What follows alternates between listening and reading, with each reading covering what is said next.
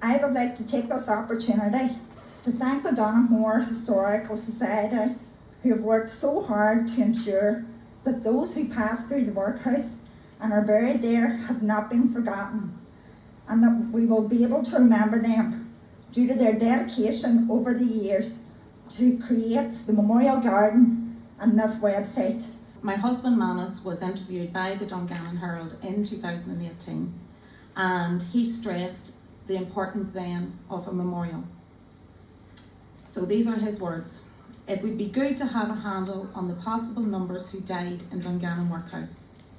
I think a memorial garden and marker or something very similar is the very least that could be done for these people. Manus did not live to see it. He died aged 51 from cancer on the 10th of January 2019. 4 weeks later, I went with my son Connor to a talk on the history of the workhouse. Before I headed home, I found myself not only a bereaved mother with 4 school-aged children, but Bertie Foley had given me a job. I was now a co-opted member of the Dungannon Historical Society. So the baton had been passed on. I began to correspond with the help of Margaret Martin and Patricia Bogue and all the members of the Historical Society with the Trust, who were keen to take forward the Garden of Reflection and Memorial Stone. And they thought they could incorporate it into their green spaces plan. Then we were hit with COVID. Although the hill was high, we found a digital way through. And soon, in June 2022, the Memorial Garden was completed. It is now a space for reflection, a symbol of growth and continuity, and a reminder that the modern day health and social care system has come a long way since its origins.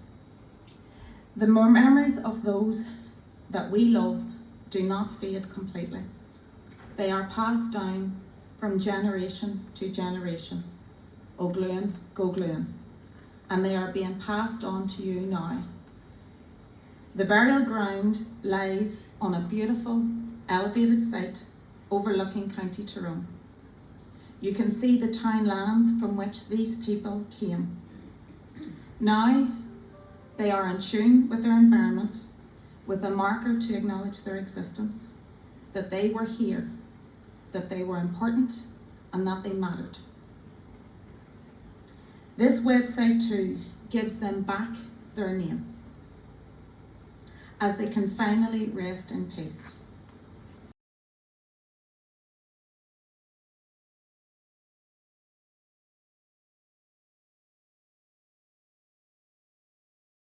In total, 163 workhouses were built in Ireland in the 19th century, operating from the early 1840s until the 1920s in the Republic of Ireland and until the 1940s in the North. They've been described by Pascal Mahoney recently as grim bastilles of despair. The first death was recorded on the 12th of August 1842, and between then and the middle of the 20th century, almost 4,000 people were buried there. Several ideas were first mooted when we first spoke, including memorials, plaques and markers, before the idea that an online repository would be the best solution and would tell the story of what life was like inside Dungannon Workhouse, and most importantly, add names instead of mere numbers and statistics. I'd like to thank as well a big thank you to Danielle McSorley and her professional team at DMC Consultancy for developing the website. They have spent the last 6 months assisting in this build, and no stone was left unturned.